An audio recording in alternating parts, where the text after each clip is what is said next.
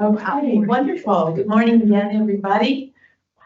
It is 9:31, and I would like to call to order the meeting of the Building and Operating Committee on Thursday, September 26, 2024. But before we begin, please note that the meeting is being recorded.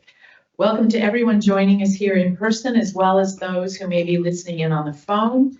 If you would like to provide public comment at today's meeting, and if you have not done so already, please do let Thomas in the back of the room know, or Justine on the call-in line know, what items you would like to speak on today. Madam Secretary, please begin by calling the roll. Thank you. We'll start with Director Conroy. Sampson. Giudice. Here. Maston. Here. Hard. Ms. Absent. Rabbit. Here. Terrio. Aquí estoy. Vice Chair Rodoni. Here. Chair Garbarino. Here. And President Cochran. Here. Thank you. You have a quorum and you are committed the whole.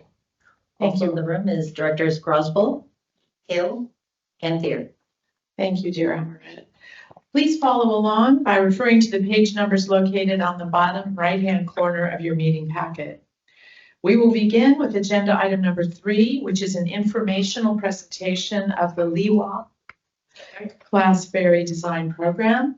The PowerPoint presentation begins on page 3, and Director of Engineering and Maintenance, John Gray, is here to present the report. John, please begin your presentation. Thank you, Madam Chair, and good morning to the members of the committee. I am thankful to get the opportunity to speak to you all today and tell you about some of the work that we've been doing with the design of the new ferry vessels that will be coming to us over the next few years. I do want to take a moment and just reflect on the fleet that we have with us today up in service. Part of what makes this project really exciting is that it's been quite some time since the district built ferry vessels. If we go all the way back to the mid-1970s, the district committed to building out the two major facilities we have today, Larkspur and San Francisco, and the Spalding class vessels are still running today. Those boats are coming up on or at 50 years of age and still carrying passengers every day in service. It was quite another gap in time, and then we got to 1997, 1998. The district purchased and built the Del Norte ferry. A few years later, built the ferry Mendocino. And those two boats really brought the high-speed Larkspur route to what it is today. It was 2007 or so when the district got a hold of what is now the Napa and the Golden Gate, bringing those vessels in from Washington State Ferry. And that's the fleet that we've had as it is since 2008.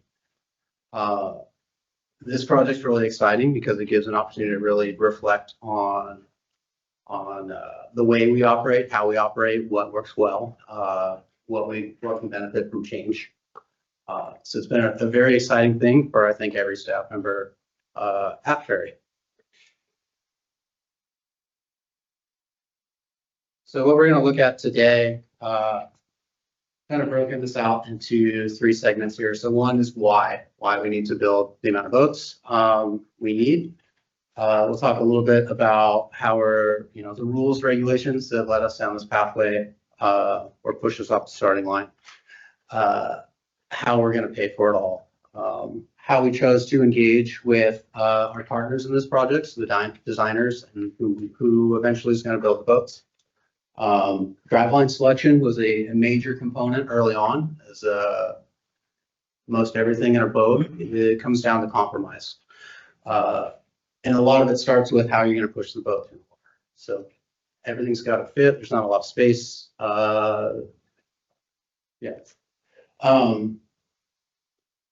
And then I'm kind of saving the exciting stuff for the end, which you guys all have a sneak peek in your slide deck, but a lot of photos and renderings of what these boats are going to look like. So,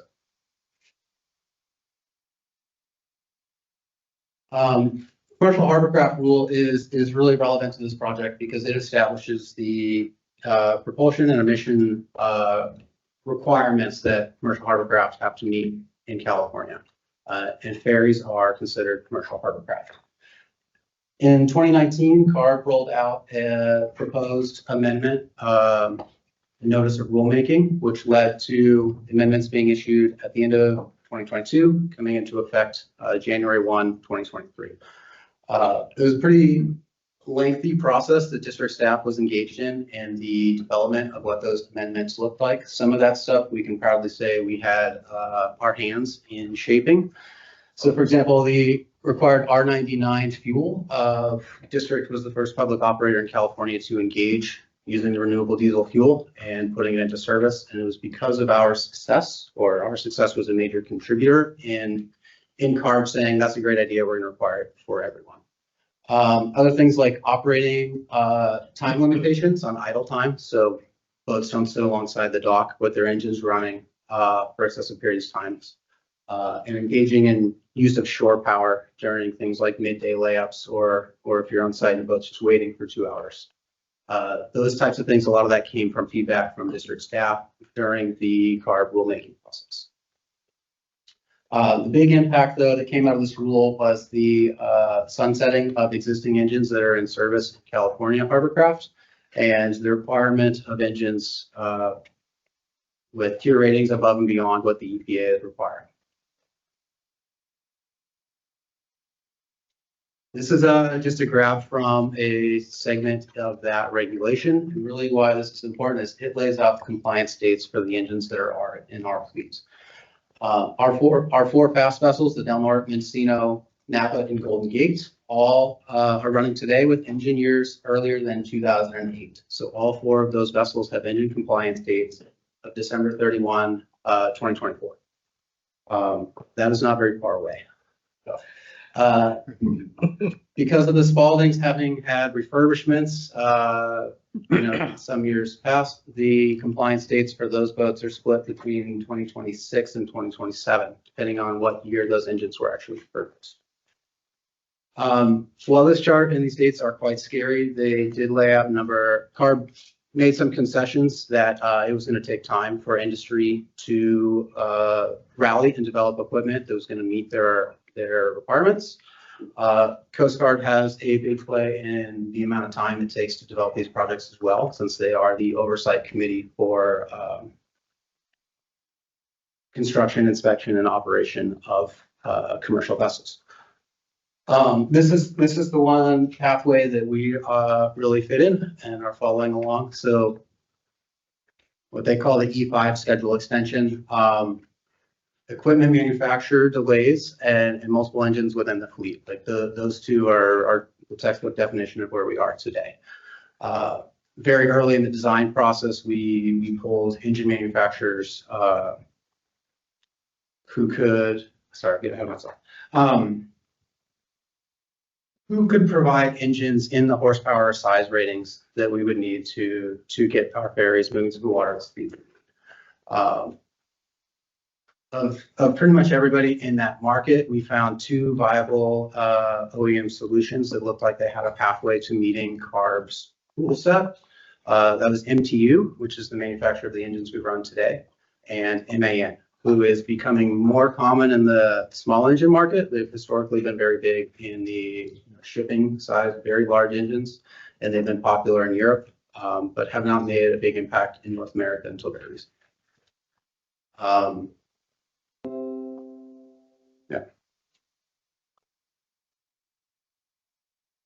So knowing that we have those extension pathways, when we looked at the economic useful life and the age of our vessels today, as well as the engine compliance due dates for all of those boats, we really had to look at it across the entire fleet. We couldn't look one boat at a time. This took us a bit of time to square up, but what we are aiming for is basically delivering a new boat every 12 months once this program gets rolling.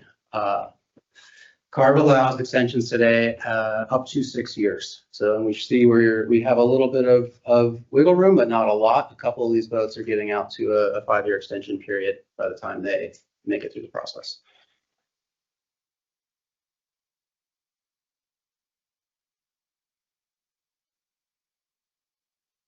The funding program here, I saw a presentation from MTC last week at a state of good repair session, and they highlighted that I think the highest cost transit vehicle in the Bay Area today is one of the WIDA vessels that was recently purchased. And the amount of transit vehicles in the Bay Area is quite substantial. So it's interesting to see and be reminded too of these are quite costly assets. And it's important to look at how we pay for them. Fortunately, we've been able to lay out a replacement schedule that aligns vessel replacement with them coming of age and exceeding beyond their economic useful life, which makes these replacement vessels eligible for replacement funding through the FTA and other substantial programs like that. Our capital and grants team has done a pretty wonderful job of laying out a pathway that puts the vast majority of this cost into that vehicle replacement program. There are some leftover shares that fall towards like requirements like matching of funds, things like that, aiming to use things like state or local programs to help fund that gap. And you can see as we are today, the LEWA has a not insubstantial share of cost from the district, but the next three boats, the Del Norte, Golden Gate, and Napa replacement boats today are planned with zero cost to the district.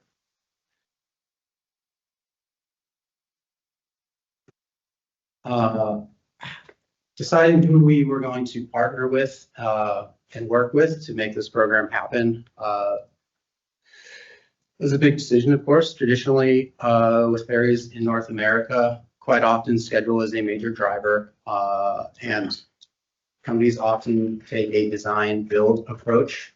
So what that means is that when a transit operator or company decides they want to purchase a vessel, they will issue out a request for proposals to shipyards. Shipyards would typically partner with a naval architect or design agency, and together they would develop a notional vessel for the proposal in bid as the designer and builder of the vessel. That can work well if you're really focused on a near-term delivery timeline and you're only building one or two vessels.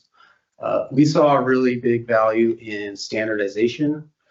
We really have a lot of constraints in the way that we operate with a variety of terminals, a variety of routes and service speed requirements. We wanted to have a little bit more control over the specific design set of the vessel rather than simply the functional outputs of the boat must go this fast and must carry this many passengers. We went down the design build approach. So we just solicitation to identify and select a naval architect. And then once we onboard them, we engage in the design of the vessel. This is at the stage where we're at about today, is developing the specifications for construction from that design and issuing a request for proposals from shipyards to actually build these boats.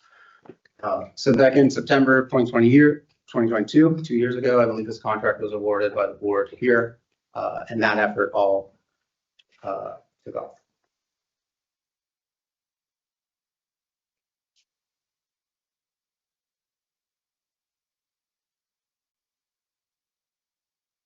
Spoke a little bit about engine selection. This is kind of where we landed, and this is exciting because it's also a step away from the norm. All of our vessels today operate with our high-speed boats operate with 4 engines. One of the values that we really get from that is a reliability through redundancy, that the vessels can maintain their service day if there's a problem on 3 engines. And that makes us able to schedule maintenance generally in a more efficient manner and minimize disruption to our passengers. The challenge that we found here was with the development of emissions equipment to meet the recent requirements. The weight and size of machinery was growing drastically. For example, if we were to use the modern equivalent of the engine we run today, each engine would essentially triple in volume, which is significant on a high-speed passenger vessel, and weight similarly would have gone up drastically. What we found in the MAN engine product was that while the engine is quite a bit smaller, it's about half the horsepower of the engines we have today. It comes in at less than a quarter of the weight and a much smaller footprint. A lot of that comes from significant development in European on-water and off-highway markets. So things like heavy trucking, mining, things like that. These engines have found a home there. And space constraints were a strong push in the development of this product. It is pretty atypical to see 6 engines in a vessel, but not unheard of. And in the Gulf, in the workboat industry, quite often they would see 5 engines in a boat, and we've seen actually an 8 engine high-speed car ferry being constructed over in Tasmania. So we know we're not alone. We are quite excited about the prospects of this.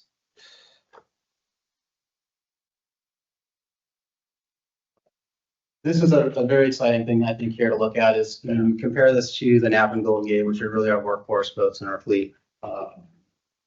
The Leeward class boats look at carrying additional 50 passengers and seats to boot. So, when we press our boats full pre-pandemic, haven't been there quite yet.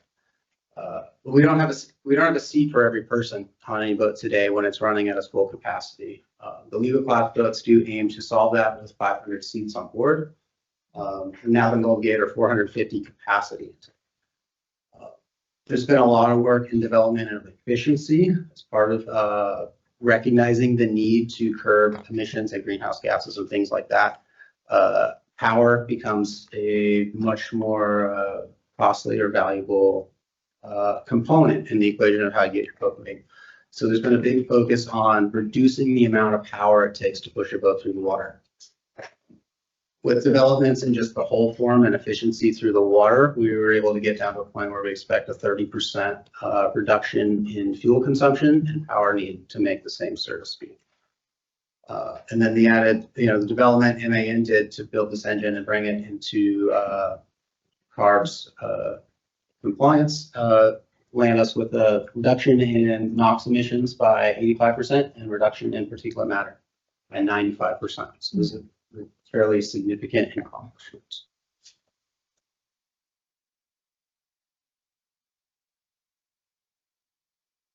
So just looking a little bit at where these boats have to operate and what the service needs are going to be, it's important to look at the facilities where they're landing, because without landside facilities, ferry is not that useful. Larkspur in San Francisco were built in the 70s for the Spalding fleet. They had a lot of advanced thinking that brought them there. So the second deck boarding, hydraulic gangways, very wide gangways landing on boats. They allowed for a very fast boarding or disembarking time, which allows for quick turn times and large passenger loads. They do make things challenging though from a vessel design phase. And it's important to note that it's only our boats on the bay that can use these facilities. For example, a WITA vessel, if they came into San Francisco at the inner berth, they would not be able to get passengers on or on at that location. Every other agency or facility in the Bay Area is focused on a main deck loading scenario. So for us, that's Sausalito, Tiburon, Angel Island, the Giants Ballpark, Chase Center, and so forth. So to make this boat work well, it had to do everything basically, and that was a major design constraint that was challenging but accomplishable, right? It comes back to constraints where you want your boat to go fast, you want it to be light, you want it to have enough power, you want it to carry all the people. For us, it was important to have boarding scenarios on both the upper deck and the main deck. Be able to move passengers across those decks efficiently. And so Larkspur is an interesting one because it's our home berth. All of our vessels come back to Larkspur every night. We have a fleet of 7 boats today, though we only have 4 berths there. There's quite a bit that goes into our weekly operating plan to keep the boats on schedule. They do pay close attention about the order that the vessels come in, because that's going to dictate what order the boats can leave Larkspur the next day. So a picture of Larkspur. This is from the walking bridge that connects to Larkspur Landing across the street looking forward.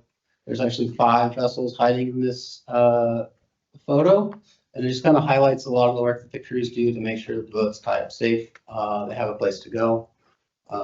One of the advantages of moving towards a standardized fleet is a lot of that effort gets reduced. So we're really excited at the prospect of having a common fleet. Part of that difficulty comes in is tying or rafting unsimilar boats side by side. So the Napa and Golden Gate, I don't have a photo here, but those two boats are identical construction, and when they tie up, they're rub rail with some small fenders in between, and it's safe, easy access, and it's quick because they match up with just a few inches in between them. When you get to similar boats, you have extra efforts to lay out fendering, run lines, make sure things don't move along. So it's just all extra stuff that has to be thought of. It's extra time when you're trying to move boats around in the middle of the day. San Francisco, I talked a little bit about the hydraulic ramp and gangway control. This is one we just had to basically design for and include. And it's a thing that we found is most every naval architect kind of sits back and gets flabbergasted and they don't know what to do about it.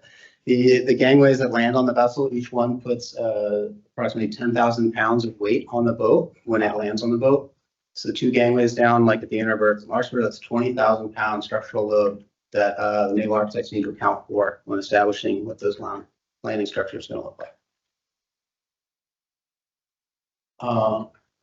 So now finally, what this boat is going to look like. There's a little teaser for you on the left. So it's a pretty significant vessel. 50 meters long, is about 165 feet, 13 meters wide,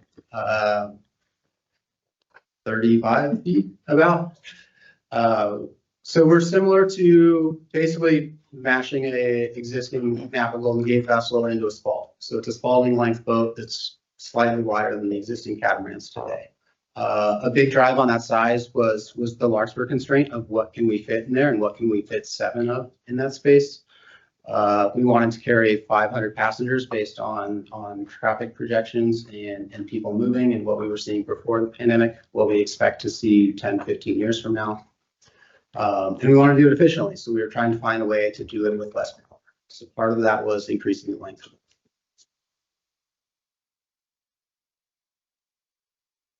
Oh, there you go. Fairly nice.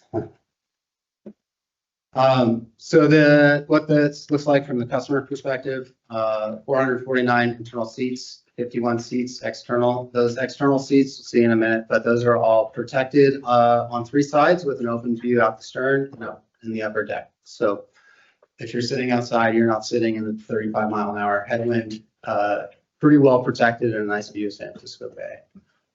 And you should stay dry if it's raining.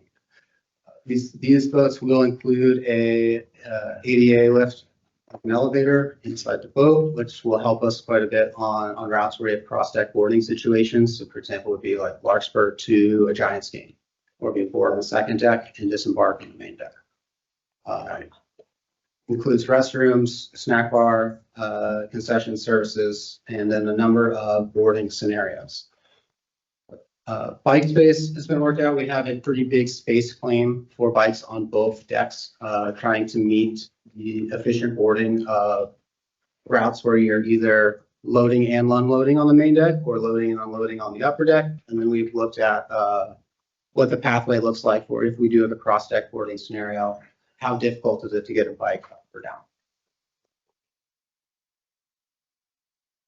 Early on and still ongoing too, as part of this design process, has been engaging both, of course, with staff, the operating crews, and captains, the deckhands that work in boats, mechanics who maintain those boats, but also some of our external partners. So the Accessibility Advisory Committee, Pedestrian and Bicycle Advisory Committee, and the Ferry Passenger Advisory Committees. We've met with all of those committees over time, over the last 2 years, some of them more than once, and have gotten a good few working sessions and a lot of excellent feedback that we've been able to act upon. Most notable was meetings with the Accessibility Committee. Early on, we met them and showed them basically as soon as we had a notional arrangement of what the boat was going to look like, and tried to get a sense of what they cared about, what their needs were, what they like today, where there was some friction that we could adjust. And that's led to a handful of adjustments, some big and some small, but we changed the way the passenger flow happened on the second deck. We moved some seating spaces around to make sure we had extra legroom or priority seating, or maybe closer to doors than they had initially been laid out. So quite thankful for the feedback that we've had from these groups. Pedestrian and Bicycle Advisory Committee was a good one. Again, we looked a lot mostly at traffic flow and how foot traffic and bicycle traffic interact with each other, and where we can segregate or where can we efficiently route traffic paths to keep those 5 and 10 minute turnaround times during the peak commute times. Ferry Passenger Advisory Committee is a small friendly bunch, and I think they were just really excited, and they want to ride this boat tomorrow. So. So here we are. This is our rendering we did a few months back. As part of the initial public outreach we had to was with shipyards and industry engagement, and trying to get shipyards thinking about the amount of boats the Bay Area needs to build for both Golden Gate and WIDA. In the Bay Area alone, I think they're looking at 14-ish boats over the next 5 to 8 years, and that's as many as have been built nationwide in the last 10, 15 years. So, so here we are. We have 2 passenger decks. The pilot house is separated all by itself up on the upper deck. There's a couple of reasons for that. One was simply visibility and situational awareness, and where boats basically they can't look behind them because there's a bulkhead and a passenger space behind the operating station. The other advantage too is if you put the pilot house down the second deck with the passengers, then the passengers don't get a window out the front. We know from the Mendocino and the forward lounges on the Spalding vessels, those tend to be very high value seating areas with spectacular views and really comfortable rides. So we really want to prioritize that customer experience with the layout of this boat. We expect that that's going to be a popular area on this boat. Looking from the stern angle here, you get to see a little bit more of what the layout actually is. Some of the things we've done to support the sustainability, future modifications of the boat, or adapt into future terminals is the back 2/3 of the boat on the main deck. You see we brought the passenger windows and the interior bulkheads into it a little bit and given an exterior working deck. That helps us adapt. So if we adopt another terminal or we pick up another route, we're not cutting a hole in the side of the boat to add a door. It's simply adding or moving a gate, or hopefully we have enough options that we can make it work. It also helps with traffic arrangements. So with the exterior decks on both sides, if you have things like bicycles and pedestrians, it's really easy to break the paths of them as they come on board. And it helps to keep things like bicycles outside the inch of the boat, keeps the wear and tear down a little bit, keeps the fit and finish a little bit higher quality. The other thing we've done is, every door to the interior is set back and protected from the edge of the boat, which again comes back to just kind of maintenance and quality and maintaining a high quality vessel as life goes on.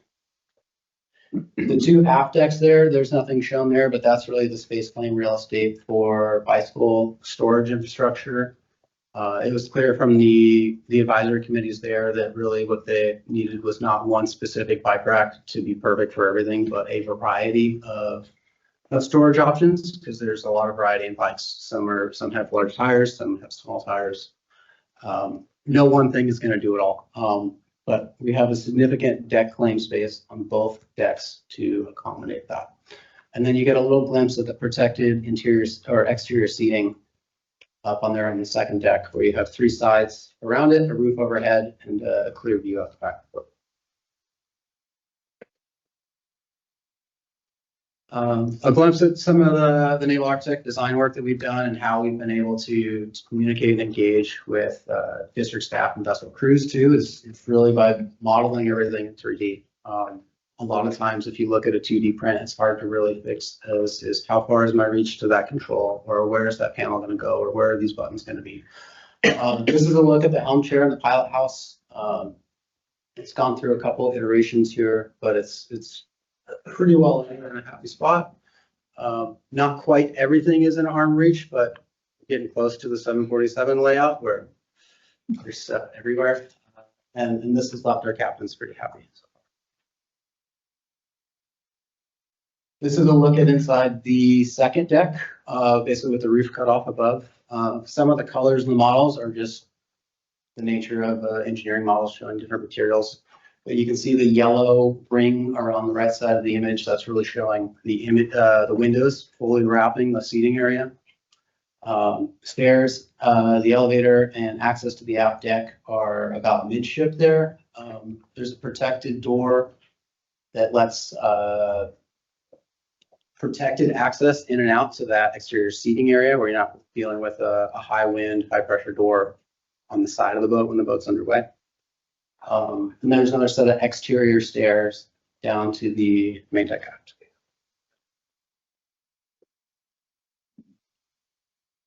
Here's a cutaway showing the interior of the main deck. So up forward is all passenger seating. And when you get back to the middle of the boat, there's a large central snack bar concessions area. There's some crew storage and workspace, restrooms, and then you get into machinery access. It's kind of there's under the stairs back aft and snuck in around the bathroom. So.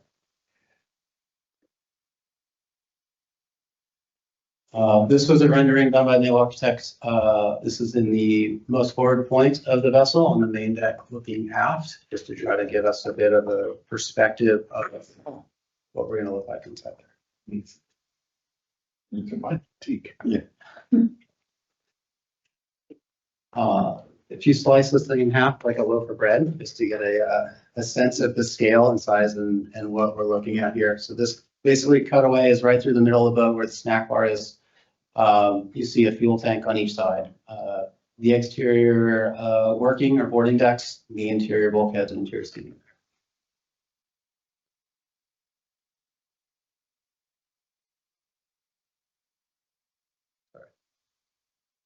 Lastly here, I just wanted to highlight some of the effort that have gone in and fortunately that we've been able to do as part of selecting and partnering with a designer prior to engaging into shipyard bidding. Knowing that we're up against a timeline and we're building a fleet of vessels, and we highly, put a lot of value on standardization. We were able to look at ways to improve both quality and timeliness of the construction process, taking some lessons from manufacturing. We really looked at ways that we could support the shipyard in building efficiently. So typically when a shipyard would build a boat, they would get a component list and they'd get these components from an OEM manufacturer. So here we're looking at an exhaust skid for a main engine. It includes a diesel particulate filter, selective catalytic converters, piping, a lot of flex connections. And in the past, it would say, here's all this stuff, figure out how to put it about here. And it would involve pipe fitters and welders all jogging for elbow space and trying to figure it out in the space. By fully modeling this out and getting it up into a standardized layout, these can be built off-site when production allows it to be efficient. All of the boats would then, and all 6 engines on each boat would have an identical exhaust skid, with the exception of there's one length of pipe that will vary to meet that install location. But essentially, this entire thing can be built off-site where no one has to fight for elbow room. And then when they're ready for installation, bring the thing into the boat, fit it up and anchor it. So this is just one example. There's this thought process is played out in many systems throughout the vessel there. And it's really one of the reasons it kind of reminds us that we made a really good choice in both the hiring and partnering with Aurora as the naval architect and separating and dedicating a lot of that design time forward. When you pair those things together, typically the design is maybe a couple weeks ahead of construction. And that puts a lot of pressure on those decisions when you say, oh, could we do this better? Here we've been in the fortunate position to be able to really dive into these details. That concludes my presentation. I am, thank you for your time. I'm available for any questions. Thank you, John, for your artful, informative, and entertaining Great presentation. presentation. I know I have a couple of questions, but I'll divert to my colleagues. That was really wonderful. Thank you. Go ahead, Jim. A great presentation. Thank you. Certainly filled in some of the gaps from just sitting at home and trying to read and figure out what it all meant. But I do have several questions. You mentioned early on that the first ferry will have considerable district cost, but that future ferries would have zero cost to the district. I can answer that. How and why? There's money that is programmed for vehicle replacement for transit operators. It's available, particularly federal funds. There's not such programs for new vessels. New vessels can compete for discretionary funds. So whenever someone wants to build new vessels or new trains or new expanded fleet for trains, buses, or boats, it's on you to find the money. But when you have it in your service and it reaches its service life, like 12 years for a bus or 25 years for a high-speed catamaran, then you're eligible for formula money that comes to the region for 80% federal funds. Then with talented grants team, you can find other pots of money that we're eligible for to match that. But it's always a challenge when you're expanding service and how do you pay for it for any transit operator. Our expansion vessel is experiencing that challenge that we always do. The good news is the later vessels are at a much different place. So if you look at the overall fleet, still it's a big chunk of toll dollars, but it's much, much less when you look at it on a fleet-wide basis. Right.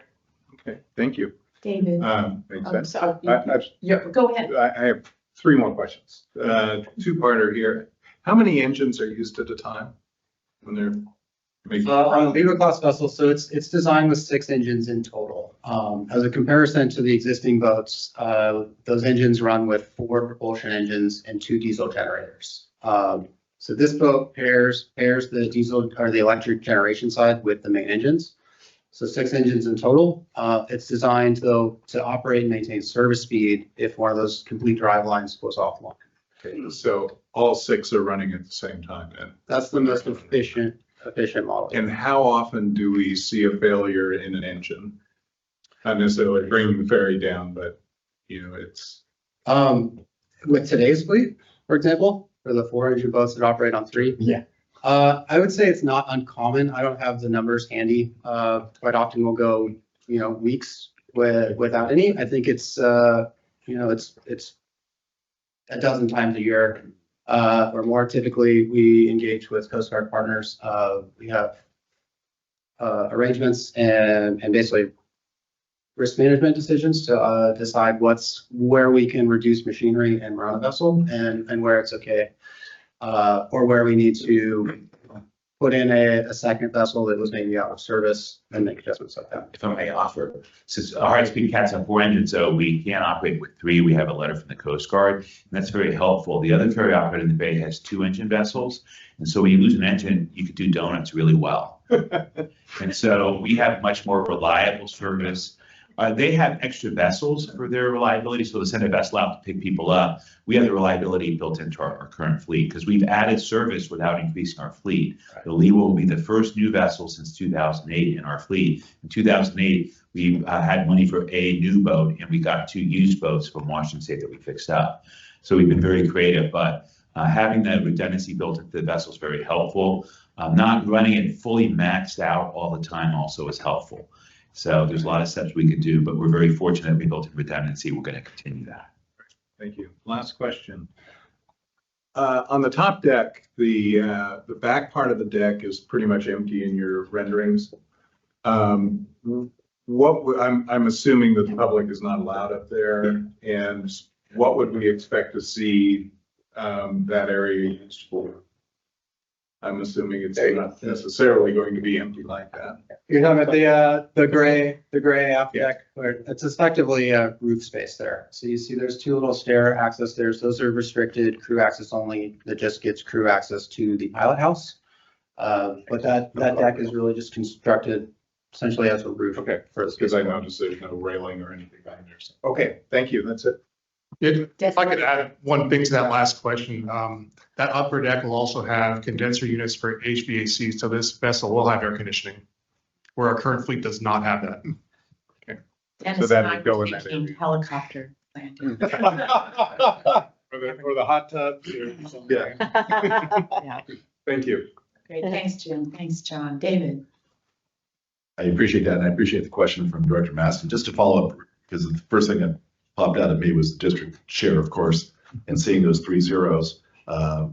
We did make the conscious decision, though, for the 6.5, because we couldn't necessarily reconfigure the existing boat because of the space requirements for the NOx.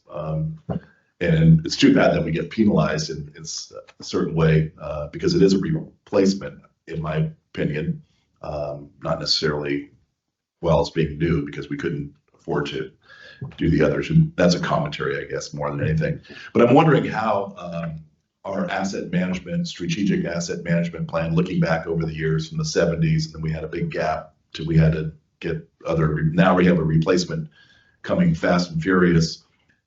Just wanting to make sure that strategically, financially, we're set up for that.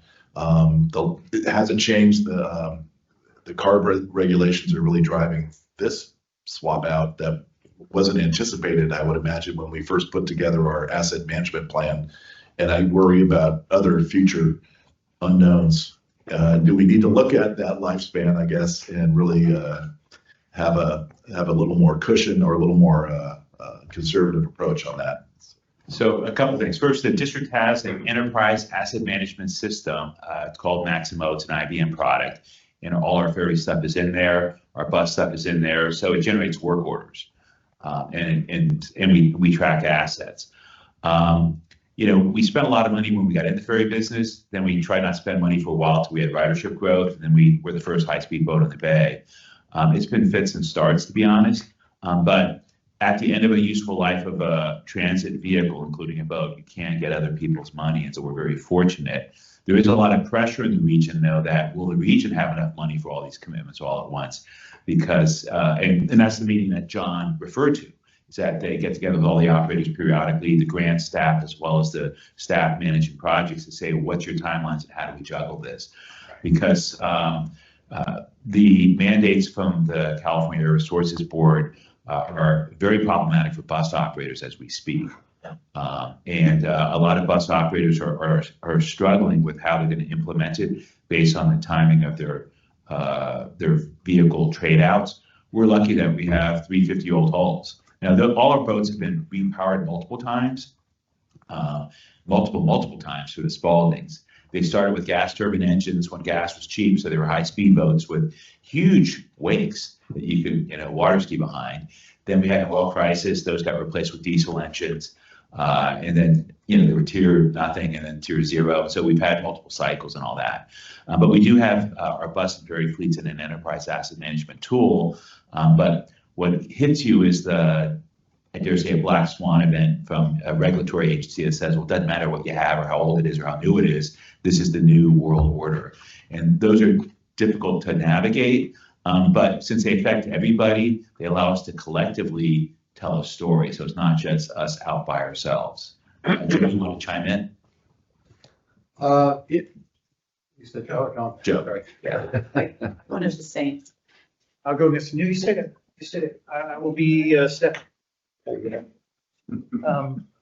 I was just saying, that we, as part of the strategic plan, we do have the capital planning initiative, and your staff is starting out all across the district with that. In fact, they started here at the bridge, I think yesterday, working in depth and looking at the assets that we have, and then building out the long-term plan for how we would deal with funding into the future.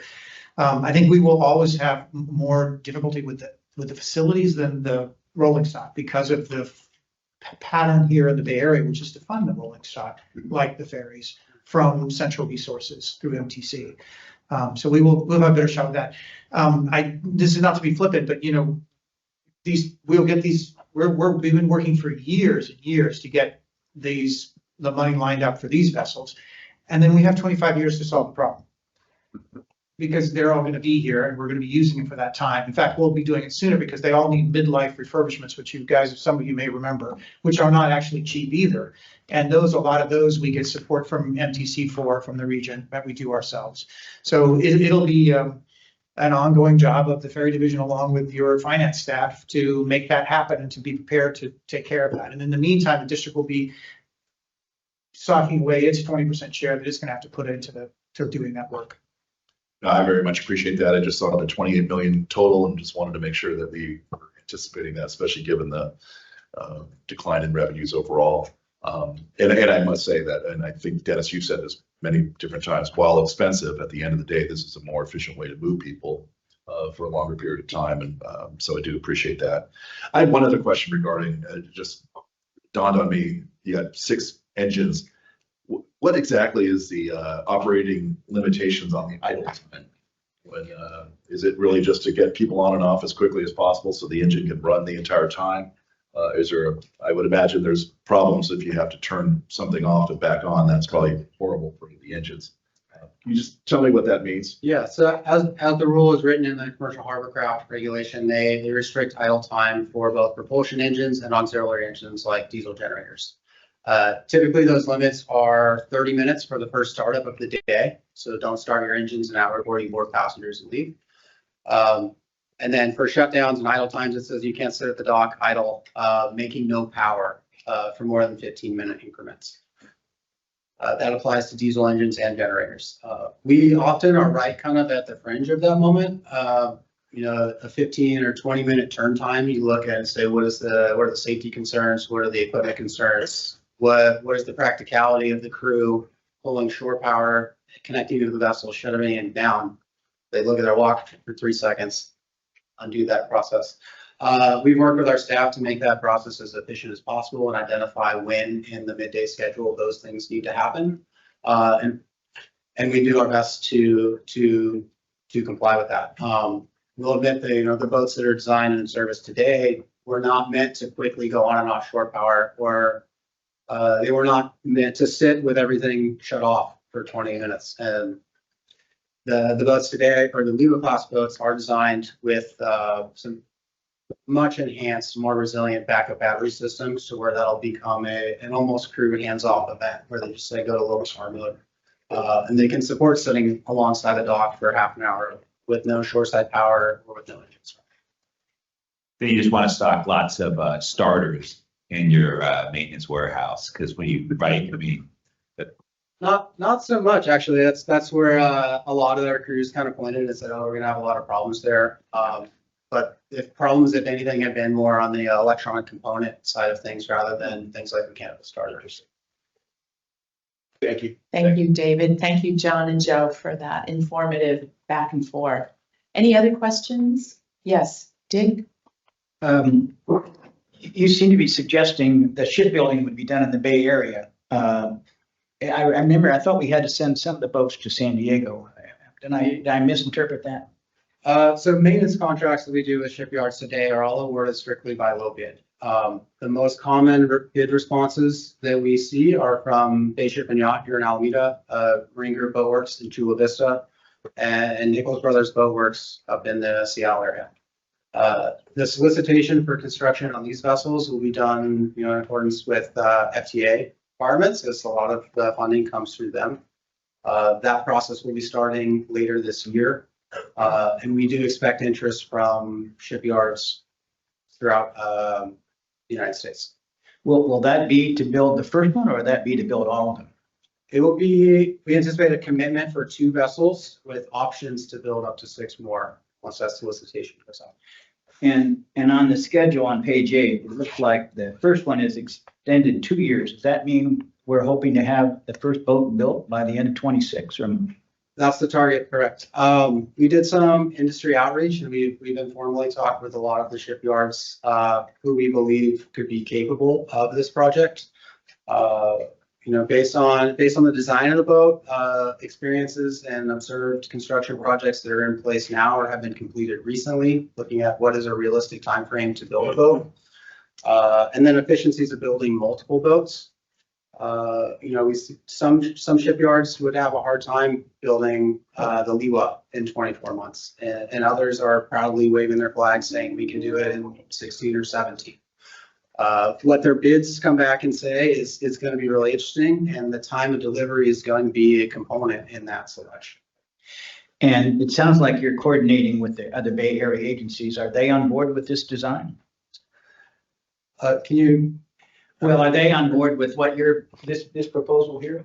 we're using the same designer as WIDA. I believe they're using Aurora also, but they have a different, their current vessels have 2 engines. We have 4. There are some differences.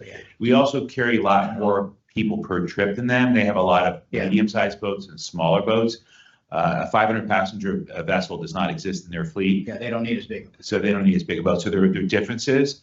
For their short trips, they will be going electric because they can on short trips and they don't have the time constraints. So they have a whole plan, but I believe they have the same designer as us, as our current build. Yeah, I'd like to say is that we collaborate with our neighbors. We hired Aurora Marine Design. Aurora is frequently also engaged with WIDA, usually in a construction management or repair type of services. They do a lot of consulting with WIDA as well. And then in the build of WIDA's two most recent boats, the Dorado and the Delphinus, that was a design build contract from WIDA, and they awarded that contract to the shipyard Maverick up in Seattle. And it was Maverick who had hired Naval Architect 123, and Aurora was WIDA's construction manager for that. So we have a lot of those same companies or partners engaged in this project, though some of the contractual lines go different directions. Thank you. Any other questions? Yes, Bert. Yeah, just for curiosity. Now, is this this kind of design with the engines permanent the longest period, or are we ever going to get towards electrification? So that we have absolutely zero emissions. Could you move closer to your mic? I'm sorry, I couldn't hear Oh, the I'm question. sorry. I apologize. I apologize too. These are these are really nice big boats. I mean, I'm complimenting it for now, right now, and I understand all the complications. But is there a belief in transitioning into an electrical or hydrogen powered ferries in the future, so we're not dependent on combustion gas? We will be transitioning in the future to either a hydrogen solution or an electric solution at future dates pursuant to the requirements from the California Air Resources Board.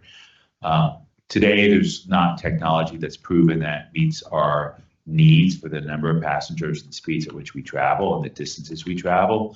But the technology is evolving fast, and at some future date, CARB will be navigating us through that process. I think it's important that we say that. Thank you, Bert.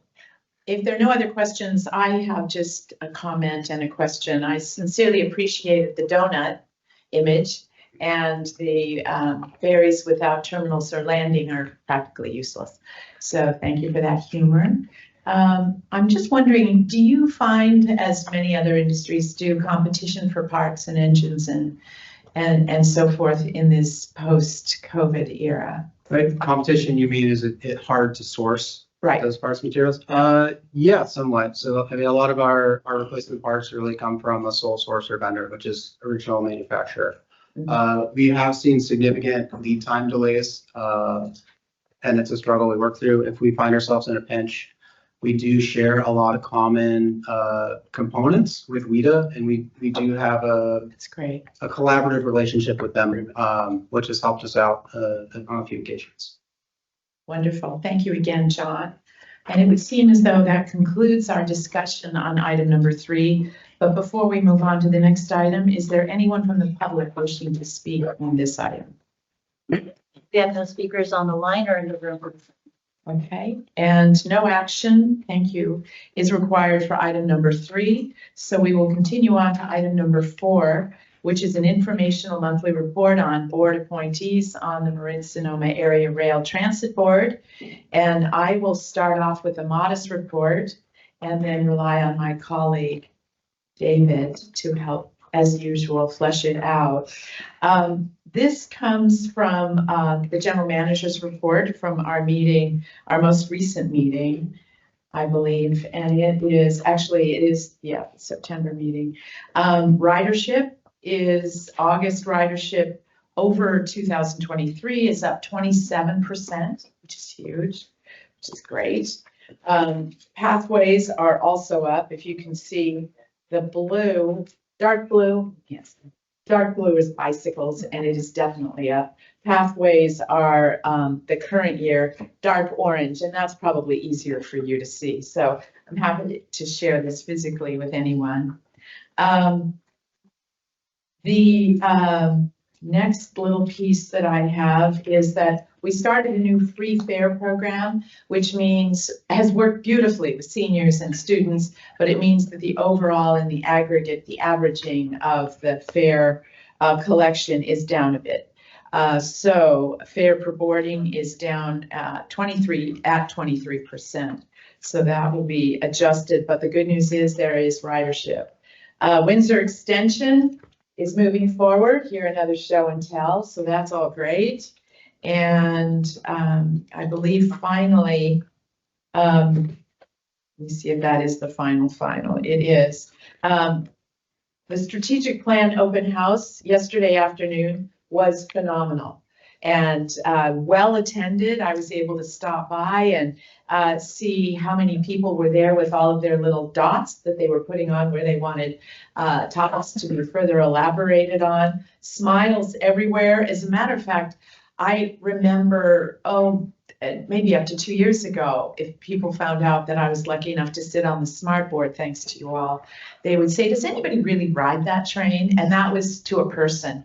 I haven't heard that question in 2 years, which is wonderful. And I might also add at that, you can't see it, guys, but ask me later. A child had made a replica of the Golden Gate Bridge in cardboard. And it's only $225. And guess what I'm going to be doing this afternoon?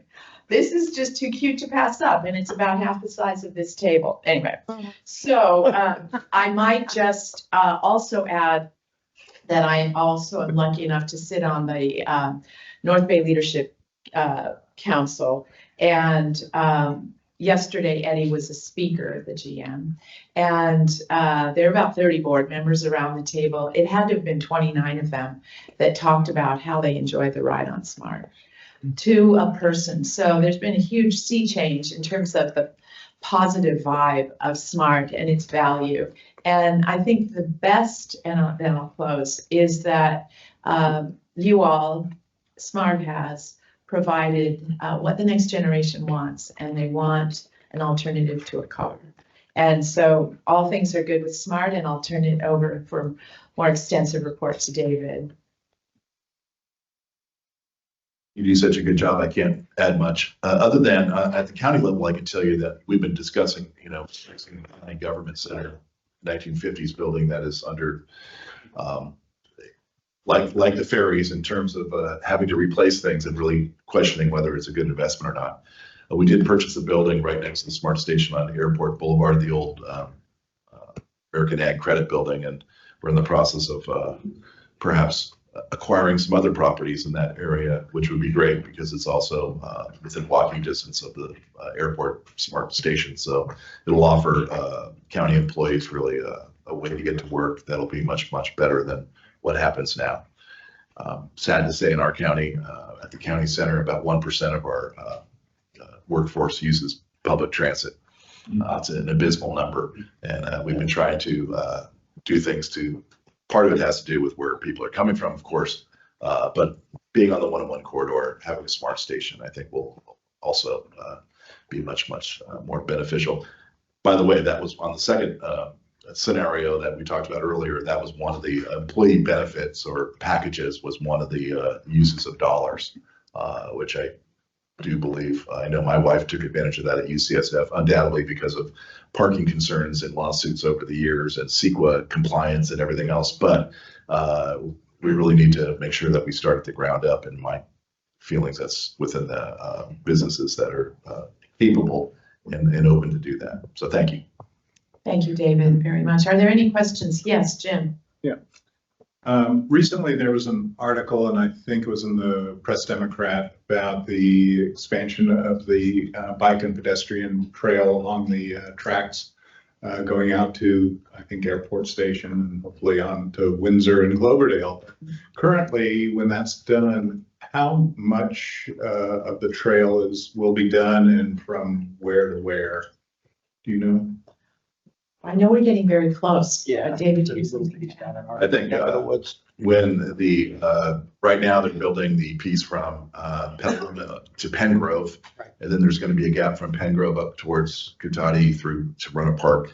That piece is in design, but, I think the dollars are not quite there yet, but it will be. Say that with a lot of confidence, will be relatively soon. Once that's done, I mean, you basically you do have a continuous, path with some certain gaps. And a lot of the gaps had to do with, at the time, as probably all can appreciate, there's a gap in Petaluma, for instance, that's pretty short, but it also includes every conceivable utility that you could imagine within that one area. So it just makes it that much more difficult and expensive. And to be honest, a lot of the early pathways were the pathways that had less structures, be it bridges or retaining walls or anything else. So trying to maximize the pathway, then go back and figure out the others. And then the environmental clearance that a lot of the pathway had to undergo were done in tranches.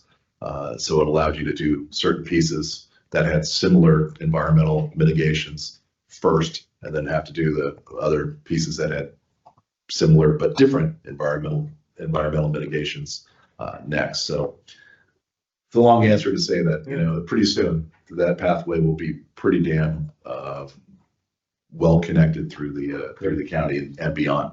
Yeah, great, thank you. And I can add to that a piece that I had forgotten.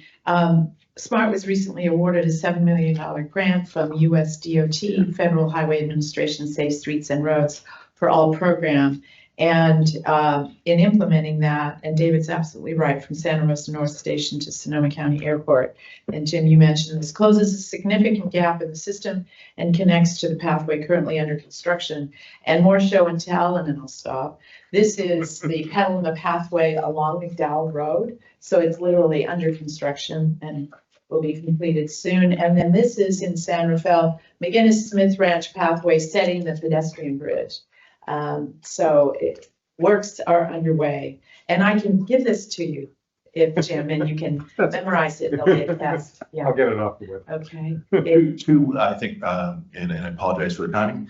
The majority of the actions that we took at the last SMART board meeting had to do with Petaluma. They call it Petaluma North. I always think of it as Petaluma East because it's on the east side of Petaluma, but that station where a developer was supposed to, once they received all their dollars to build the low-income housing